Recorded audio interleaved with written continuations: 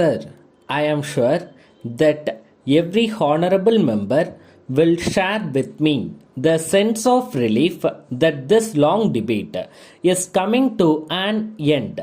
I did not want to make any long speech, but in view of the speech of the leader of the opposition, in spite of the fact that my health does not permit it, I have to meet certain points which have been made on the floor of the House. We have been in office now for nearly a year, and the honorable members of this House are entitled to sit in judgment over our achievements and failures. Sir, I have been trained in such a way that I take these criticisms in an objective spirit. I have always welcomed points made against me or against the government, even though a stab come from my back also. I did not take objection to it. Of course, that honorable member should have thought twice before making that speech.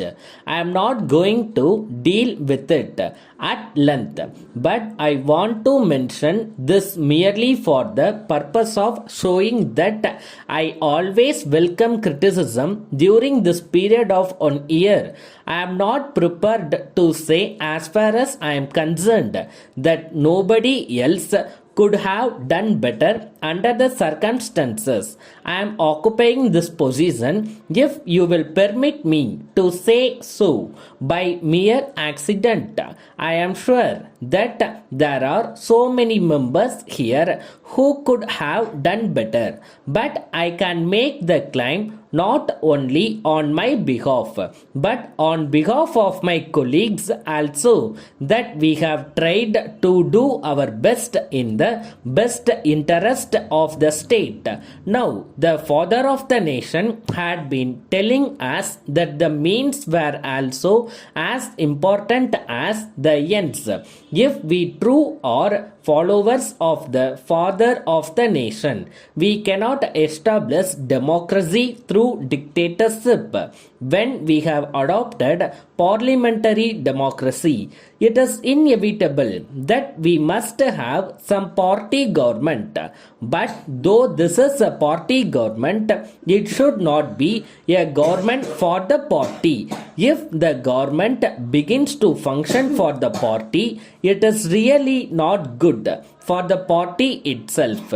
Now, the debate was mainly concentrated on famine. It is true that we are passing through a very difficult period and the people are really undergoing suffering. The only thing that we have to see is in what way relief can be given to these people. In dealing with this problem of famine, our only desire was to save the people of this state by giving them the necessary relief. In spite of that, allegations have been made that we have discriminated between region and region.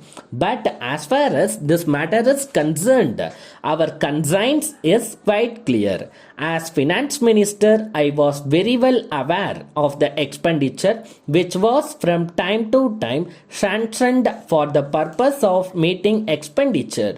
We were in no way concerned with the question whether the area was in the south or in the north or in the middle. The only thing we were concerned with was where the distress was more and where greater relief was needed. I hope that we will have normal conditions next year, so that the people who have been suffering for the last so many years will get some sort of relief, because whatever relief is now provided by the government goes only to a certain extent to relieve the distress. But the real life comes only when normal conditions are restored. Bombay, 1st March 1960. from the Secretary Maharashtra Legislature Bombay to the Secretary Mysore Legislature Bangalore. Sir, I am directed to state that arrangements for the conference to be held in Bombay are being made as under the Conference of the Presiding Officers Symposium and the Conference of Secretaries are proposed to be held in the Conference Hall in the Legislature's hostel. I am to inform you that accommodation for all the guests will be provided in the Legislature hostel in Sector number 9. We are trying to provide as many facilities as possible in the hostel.